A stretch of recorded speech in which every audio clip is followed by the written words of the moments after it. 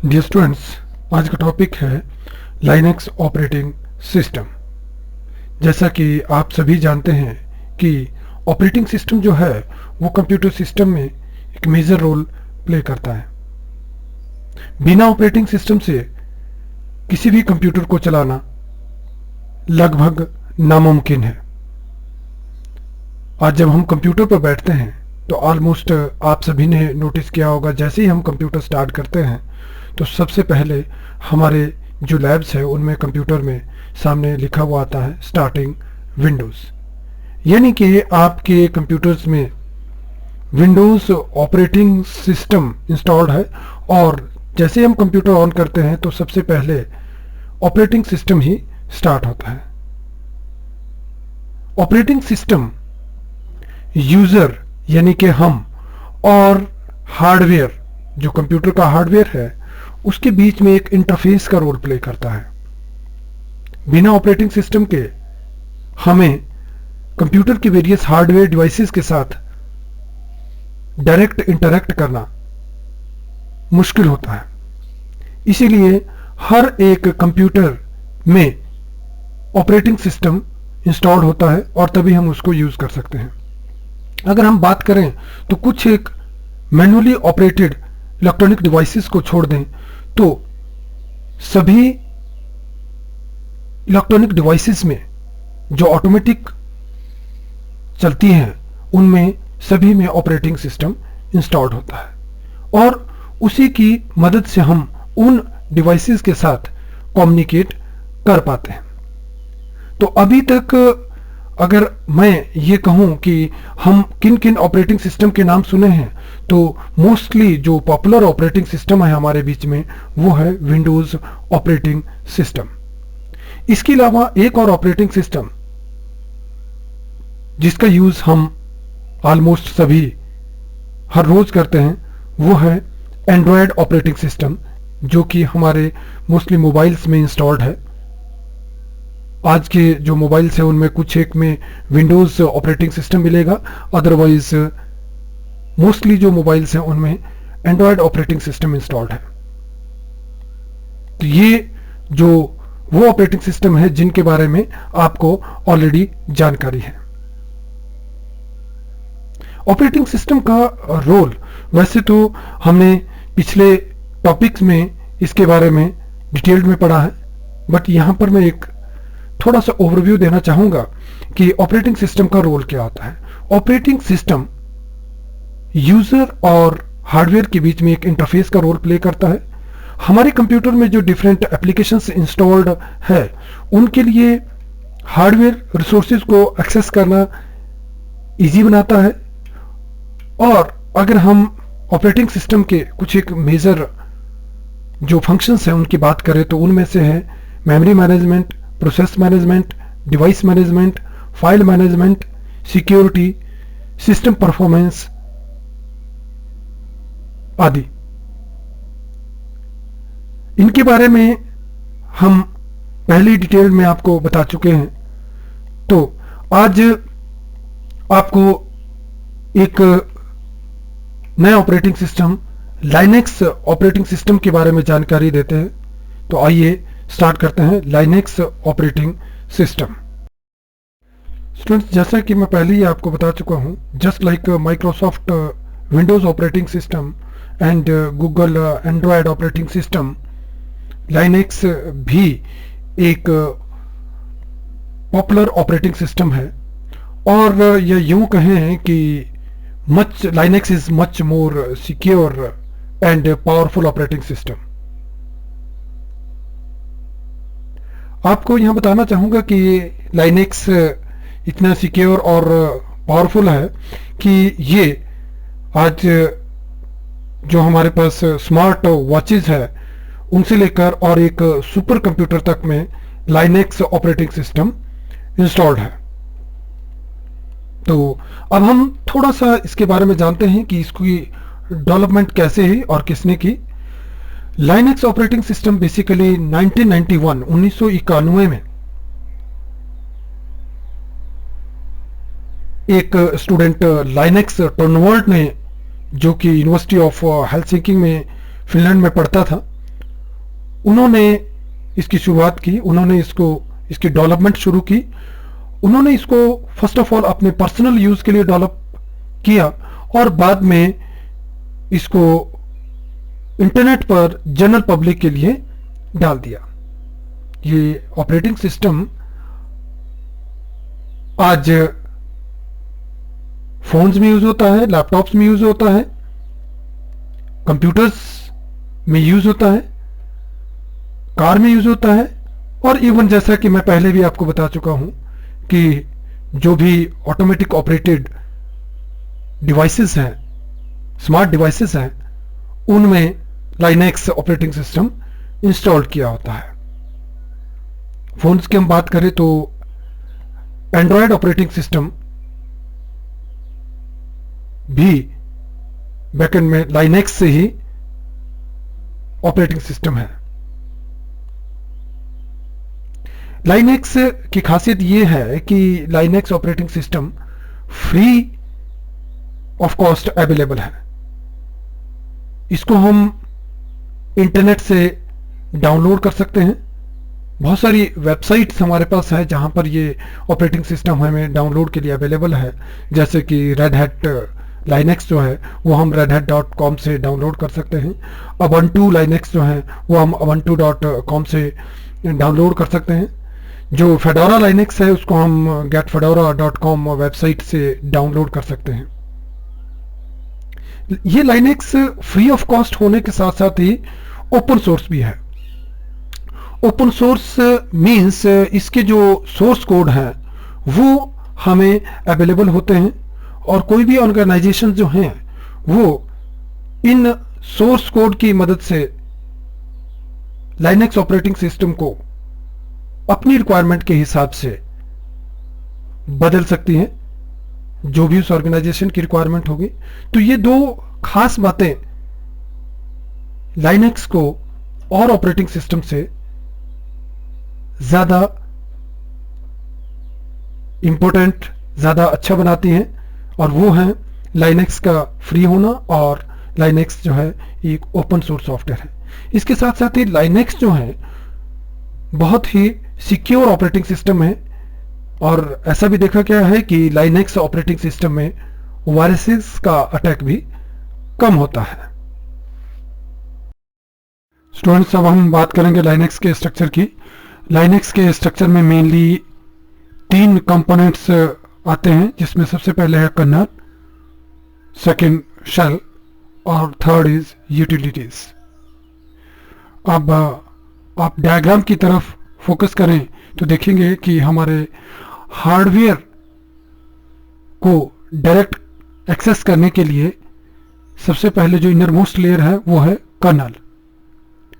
Colonel में लिखे हुए स्पेशल प्रोग्राम्स डायरेक्टली हार्डवेयर के साथ इंटरेक्ट करते हैं, और इन प्रोग्राम को जो हमारी सेकेंड लेयर है उसमें आते हैं शेल्स। शेल से सिस्टम कॉल पास की जाती है कर्नल को, और कर्नल जो है हार्डवेयर रिसोर्सेज को एक्सेस करते हैं। अब जो हमारे पास एक आउटर लेयर है, इसमें डिफरेंट एप्लीकेशंस और यूटिलिटी सॉफ्टवेयर्स आते हैं। तो जब भी हमारे डिफरेंट एप्लीकेशंस को, यूटिलिटीज सॉफ्टवेयर्स को हार्डवेयर के साथ इंटरेक्ट करना होता है, तो शेल के माध्यम से कर्नल को ये यूटिलिटी प्रोग्राम्स और वेरियस एप्लीकेशंस सिस्टम कॉल पास करते हैं, और कर्नल जो हैं उनको रिक्वायर्ड हार्डवेयर रिसोर्सेज प्रोवाइड करता है। अब हम इन तीनों कंपोनेंट्स को सेपरेटली अलग अलग से डिस्कस करेंगे। तो सबसे पहले हम बात करेंगे लाइनेक्स कर्नल की। Linux kernel is the core part of the operating system, या यूं कहें कि kernel is the heart of any operating system. Kernel directly interact करते हैं कंप्यूटर हार्डवेयर के साथ। इसमें जो डिफरेंट प्रोग्राम्स लिखे हैं वो डायरेक्टली हार्डवेयर रिसोर्सेज के साथ इंटरैक्ट करते हैं और ये अपर लेयर कंपोनेंट्स को लो लेवल सर्विसेज प्रोवाइड करती हैं। Different functions of Linux kernels are resources allocations, process management, memory management, device management, scheduling and system calls। जब भी कोई एप्लीकेशंस सिस्टम में रन कर रही होती है तो उसको time to time different resources चाहिए होते हैं। Sometime they need CPU, they also require memory and many other resources। तो इन रिसोर्सेज को एलोकेट करने का काम कर्नल का होता है। जो रिक्वायर्ड रिसोर्सेज है उसको प्रॉपरली डिफरेंट एप्लीकेशन जो कंप्यूटर में रन कर रही होती है उनको कर्नल रिसोर्सेज एलोकेट करती है। At a time operating system में नंबर ऑफ प्रोसेसेस रनिंग में होते हैं और उन प्रोसेसेस को suitable memory, suitable CPU time provide करने का काम लाइनक्स कर्नल का होता है, जिसको हम प्रोसेस मैनेजमेंट कहते हैं। और प्रोसेसेस को suitable amount of memory provide करने का काम that is called memory management. Different devices जो कंप्यूटर में इंस्टॉल्ड है उनको फिजिकली एक्सेस करना, उनका स्टेटस अपडेट रखना और एज पर रिक्वायरमेंट डिफरेंट प्रोसेसेस को डिवाइसेस अवेलेबल करना, ये डिवाइस मैनेजमेंट के अंडर आता है। इसके अलावा जैसे अभी मैं आपको जस्ट बता ही रहा था कि ऑपरेटिंग सिस्टम में at a time number of processes simultaneously run हो रहे होते हैं,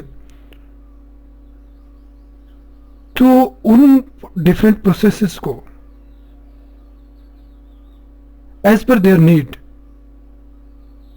सुटेबल टाइम स्लाइस प्रोवाइड करना, दैट इज कॉल्ड शेड्यूलिंग। जब भी कोई एप्लीकेशंस को हार्डवेयर सोर्सेस एक्सेस करना होता है तो वो अपनी रिक्वेस्ट शेल के माध्यम से सिस्टम कॉल्स के थ्रू कर्नल को पास करती हैं और कर्नल जो है वो पर्टिकुलर रिसोर्सेज जो हैं उस एप्लीकेशंस को प्रोवाइड करती है। स्टूडेंट्स, अब हम बात करेंगे लाइनक्स ऑपरेटिंग सिस्टम के सेकंड कंपोनेंट शेल के बारे में। आप सभी विंडोज के कमांड प्रॉम्प्ट से अवेयर होंगे। तो लाइनक्स का जो शेल है जस्ट लाइक विंडोज के कमांड प्रॉम्प्ट की तरह है, but it's more powerful than Windows command prompt. Shell is basically act as an interface between user and Linux operating system।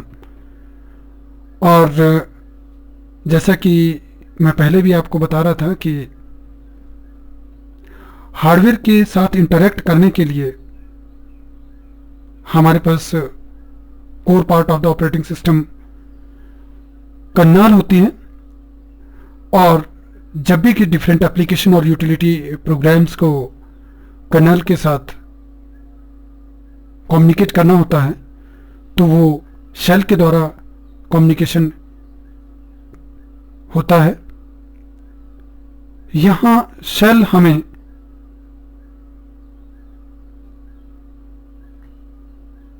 Command prompt provide करता है जिसको हम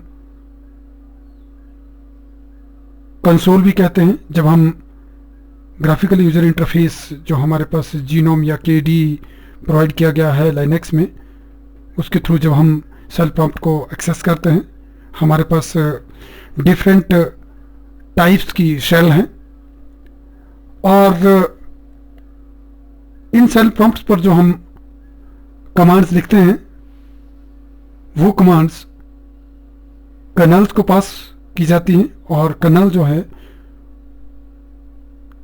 सुटेबल या हार्डवेयर रिसोर्सेज से उन कमांड्स को एग्जीक्यूट करवाता है। डिफरेंट शेल्स के बारे में हम अपनी नेक्स्ट वीडियो में बात करेंगे। अभी हम लाइनक्स की थर्ड कंपोनेंट्स पर आते हैं। लाइनक्स में थर्ड कंपोनेंट्स है यूटिलिटीज। जैसा कि आप डायग्राम में देख पा रहे हैं, utility programmes like compilers and other system softwares आते हैं, और इसके अलावा जो डिफरेंट एप्लीकेशंस जो यूज़र को चाहिए होती हैं, वो जब भी कंप्यूटर हार्डवेयर को एक्सेस करना चाहते हैं तो वो शेल प्रॉम्प्ट के माध्यम से कर्नल को सिस्टम कॉल पास करती है, और कर्नल जो है उनको सुटेबल हार्डवेयर रिसोर्सेज प्रोवाइड करते हैं। यूटिलिटी प्रोग्राम यूजर के डिफरेंट प्रोग्राम्स को आसान बनाते हैं। यूटिलिटी प्रोग्राम्स के थ्रू ही जो हमारे यूजर की डिफरेंट एप्लीकेशंस होती हैं वो इजीली वर्क कर पाती हैं। Different examples of utility programs are compiler, assembler, editors, etcetera. आज की इस वीडियो में जो हमने टॉपिक डिस्कस किया उसको एक बारी रिकैप कर लेते हैं। Linux is an operating system which was developed by Linus Torvalds in 1991. Linux एक ओपन सोर्स और फ्री सॉफ्टवेयर है। इसके मेन कंपोनेंट्स है kernel, shell and utilities. Kernel which is the core part of the operating system, directly interact करता है hardware के साथ।